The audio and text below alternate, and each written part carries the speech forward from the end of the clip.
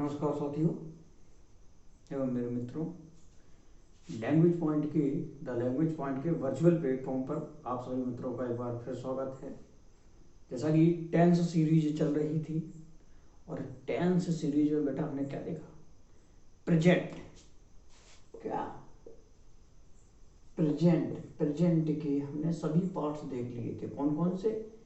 Indefinite हो गया, continuous हो गया, परफेक्ट हो गया और परफेक्ट कॉन्टिन्यूअस हो गया। यानी कि सब पार्ट्स को भी हमने क्या कर लिया था, डिस्कशन कर लिया था। सब पार्ट्स पे भी प्रेजेंट है, यानी कि प्रेजेंट आपका खत्म हो चुका है। आज हम किस पर चर्चा करेंगे? आज हम चर्चा करेंगे पास्ट पर। पास्ट में भी सब पार्ट्स होते हैं। पास्ट का इंडेफिनिट देखेंगे, पास्ट का कॉन्टिन्यूअस देखेंगे, पास्ट का परफेक्ट भी देखेंगे और पास्ट का परफेक्ट कॉन्टिन्यूअस। तो अभी तक की जो कहानी है मुझे लगता है आपको स्पष्ट हुई होगी। आगे बढ़ते हैं। आज हम क्या पास्ट टेंस लेंगे, चलेंगे बेटा पास्ट टेंस। आज हमें लेना है किसको? पास्ट को। अब पास्ट में बताया पास्ट भूतकाल से क्या कहते हैं? भूतकाल। पास्ट टेंस मीन्स क्या होता है? भूतकाल। अब मैंने कहा था कि टेंसेस में सब पार्ट होते हैं। कौन से सब पार्ट होते हैं? इंडेफिनिट यानी कि इंडेफिनाइट सब पार्ट्स होता है आपका। इंडेफिनाइट सब पार्ट के बाद क्या? कॉन्टिन्यूअस। उसके बाद क्या? परफेक्ट भी आपका सब पार्ट होता है। उसके बाद एक और सब पार्ट होता है परफेक्ट कॉन्टिन्यूअस। ये सोर्स में लिख रहे हो सकता है बोलते जा रहे हैं। अगर आपको लग रहा हो कि क्या लिख रहे हैं यहाँ पे बोर्ड पे, स्पेलिंग समझ में नहीं आ रही है तो पास्ट टेंस यानी कि भूतकाल, पास्ट टेंस भूतकाल। और ये सब पार्ट होते हैं किसी भी टेंस के। कितने? 4 सब पार्ट होते हैं। देयर आर 4 सब पार्ट्स ऑफ टेंस। यही 4 सब पार्ट इंटू थ्री मैन जो है टेंसेस होते हैं। तो क्या हो जाते हैं? टोटल हो जाते हैं 12।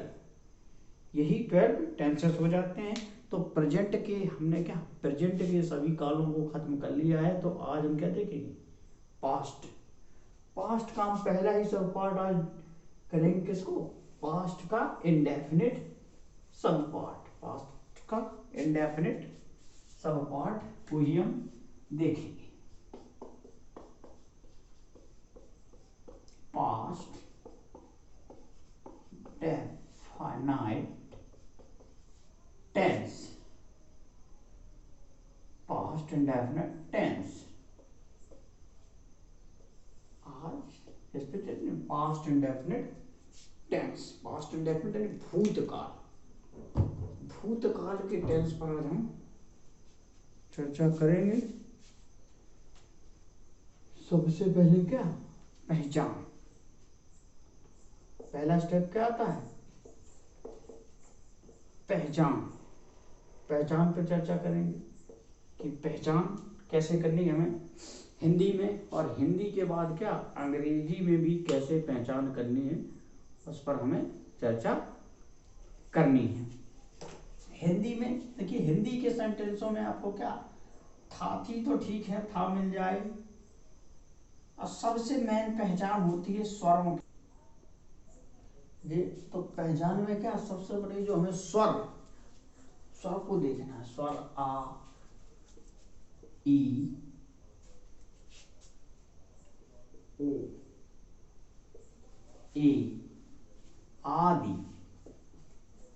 स्वर अगर हमें कहा वाक्य के अंत में आ, ई, उ, ए स्वर मिले। अभी तो हम था या थी देखते थे, लेकिन सबसे ठोस जो पहचान है क्या वाक्य के अंत में आपको स्वर कौन से? आ, ई, उ। जैसे मैंने खाना खाया, एग्जाम्पल मैंने ले लिया, मैंने आम खाया, मैंने आम खाया। अब कैसे पहचानेंगे कौन सा टेंस है? वाक्य को पहचानेंगे तभी तो उसे कन्वर्ट करेंगे। तो एक स्वर मिल गया हमें, क्या लास्ट निकल रहा? आ। सीता बाजार गई, सीता बाजार गई, तो यहां क्या मिल गया? ई। तो इसकी पहचान में क्या याद रखना है?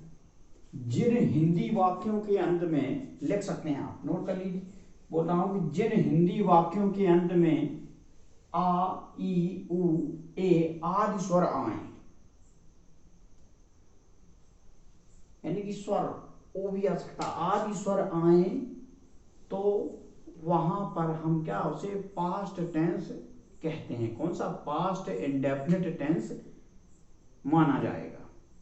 और सबसे ज्यादा जो आपका ट्रांसलेशन पोर्शन है, क्या? ट्रांसलेशन पोर्शन, ट्रांसलेशन जो है, मैं आपको कहूं तो 75 से 80% ये आपका किस पे डिपेंड है? पास्ट इंडेफिनिट और क्या? Simple past. पास्ट इंडेफिनिट और क्या कहें किस पे? Simple past. जो ट्रांसलेशन पोर्शन है, जैसे हम स्टोरी बोलते हैं, वो 75 से 80% किस पर डिपेंड है? पास्ट इंडेफिनिट या सिंपल पास्ट पर। बाकी आप कहेंगे कि 25 या 20%, क्या 25 या 20% में ये आपका क्या आता है?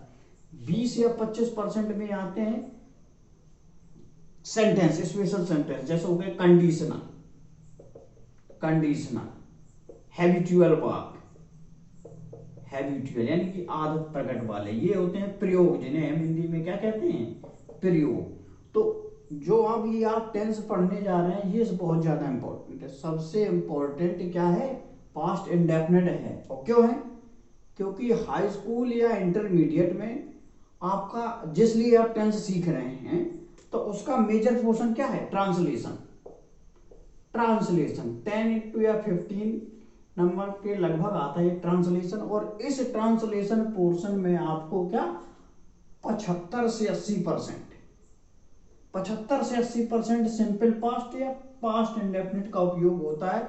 20 से बस, ये आपने सीख लिया, 20 से बस आपको पहचान आनी चाहिए किसी सेंटेंस को। एक बार जब पहचान आ गई तो पहचान के बाद ही आप उसे क्या कन्वर्ट कर सकते हैं। चलिए, मैंने आपको पहचान बताई कि जिन हिंदी वाक्यों के अंत में स्वर आए, तो वहां क्या उस हिंदी वाक्य को आप पास्ट इंडेफिनिट के रूप में पहचानेंगे। अब मैंने कहा कि अंग्रेजी में इसकी कैसे, अगर अंग्रेजी में कोई सेंटेंस है तो उसकी कैसे पहचान करेंगे? तो अंग्रेजी में सेंटेंस की पहचान करना है, यानी कि वर्ब, क्या वर्ब, लेफ्ट हैंड से लिख रहा, हो सकता है थोड़ा रिफ्लेक्शन ना हो, इसलिए आपको लेफ्ट हैंड से रॉन्ग साइड पड़ रहा है। तो वर्ब, तो वर्ब में क्या आपको वाक्य में डिड, ये इंट्रोगेटिव या निगेटिव मिलेगा, डिड मिल जाए या मेन वर्ब की सेकेंड फॉर्म, यानी कि मुख्य क्रिया की सेकेंड फॉर्म। डिड या मुख्य क्रिया की सेकेंड फॉर्म आप इसे किसमें पहचानेंगे? अंग्रेजी वाले वाक्य को पहचानेंगे। तो हिंदी में पहचान क्या है? आ, ई, उ, यानी कि स्वर आ जाए तो आपको उसे पास्ट इंडेफिनिट टेंस के रूप में देखना है। और अंग्रेजी में अगर कोई सेंटेंस आ जाए डिड या मुख्य क्रिया या मेन वर्ब की सेकंड फॉर्म है, तो उसे आप क्या कहेंगे? ये पास्ट इंडेफिनिट टेंस है। अब पास्ट इंडेफिनिट है तो जैसा कि हम बताते हैं कि एक इनोवेटिव है, तो इसका हम एक सूत्र, जैसे आप गणित पढ़ते हैं गणित, उसी प्रकार से अंग्रेजी का एक सूत्र निकालते हैं। असर्टिव सेंटेंस में इसका स्ट्रक्चर क्या होगा? असर्टिव सेंटेंस में दो होते हैं, अफर्मेटिव और नेगेटिव। सबसे पहले अफर्मेटिव का देखते हैं। तो अफर्मेटिव में क्या होगा? कोई बात नहीं, क्या लाएंगे? सब्जेक्ट। अफर्मेटिव में हम क्या लाएंगे बेटा? सब्जेक्ट लाएंगे, सब्जेक्ट। उसके बाद वर्ब की सेकेंड फॉर्म, प्लस क्या लाएंगे, object plus other words, plus क्या लाएंगे, अदर वर्ड्स, अंत में फुल स्टॉप। ये क्या हो गया, स्ट्रक्चर हो गया आपका असर्टिव के अफर्मेटिव पार्ट का। यदि हम असर्टिव का नेगेटिव पार्ट डिस्कस करें, असर्टिव का नेगेटिव पार्ट अगर डिस्कस करें तो क्या होगा स्ट्रक्चर, सब्जेक्ट लाएंगे, उसके बाद क्या लाना है, डिड लाएंगे, डिड के बाद देखिए यहां एक थोड़ा सा ध्यान रखने वाली बात है, क्या, जैसे डिड के बाद हम वर्ब लाते थे, मेन वर्ब लाते थे, लेकिन वर्ब की कैसी, फर्स्ट फॉर्म लाएंगे। क्योंकि फर्स्ट फॉर्म क्यों लाएंगे, क्योंकि ये डेरिवेट है do first form, did done, do did done, तो इस डू को ही क्या हम सेकंड फॉर्म डिड के रूप में लिख देते हैं। जब एक बार हमने सेकंड फॉर्म का उपयोग कर लिया तो हम क्या, डिड के बाद देखिए, डिड के बाद हम तुरंत क्या लाएंगे, नॉट, उसके बाद क्या लाएंगे, वर्ब की first form plus object plus other words, last में क्या आपका फुल स्टॉप। तो स्ट्रक्चर का क्या हुआ, फॉर्मूला क्या हुआ, सब्जेक्ट लाना है। अगर हिंदी को पहले तो हम पहचानेंगे हिंदी में सेंटेंस क्या है, पहचानने के बाद हम क्या अपने सूत्र पर आते हैं। असर्टिव में दो पार्ट होते हैं, अफर्मेटिव और नेगेटिव, उसके बाद सब्जेक्ट के बाद वर्ब की second form, object other word. मैंने एक सेंटेंस एग्जांपल के तौर पर लिख दिया,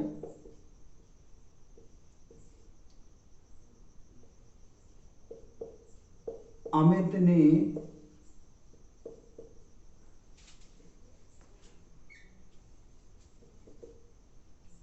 खेत की जुताई की, अमित ने खेत की जुताई की, अमित ने खेत की जुताई की। अब ये सेंटेंस आपको दिख गया, ठीक है, अमित ने खेत की जुताई की।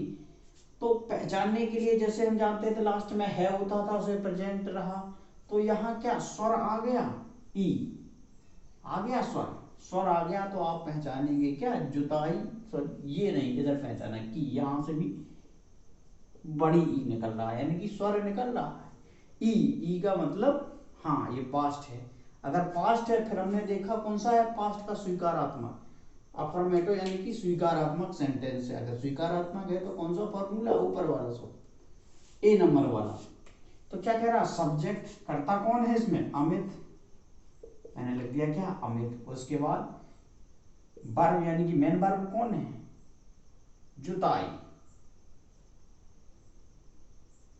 मेन वर्ब क्या है, जुताई, प्लाउ,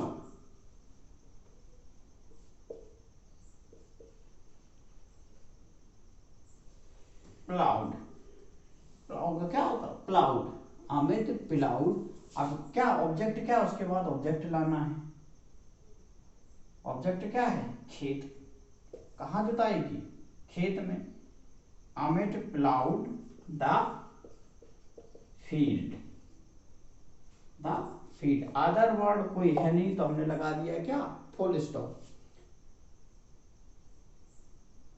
तो हमने क्या लगा दिया, फुल स्टॉप। तो बन गया अमित प्लाउड द फील्ड। अगर अदर वर्ड जोड़ना, अगर हम जोड़ते हैं अमित ने ट्रैक्टर से खेत की जुताई की, तो Amit ploughed the field with tractor या by tractor.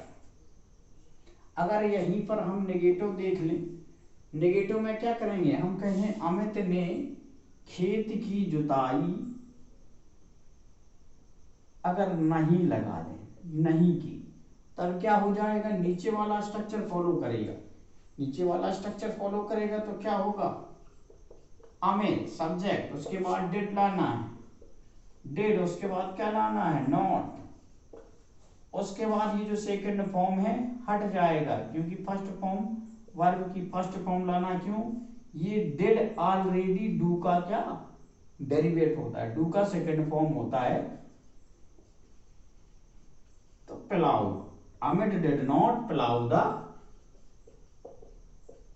Field, full stop. ये आपका क्या सेंटेंस बन गया पड़ेगा।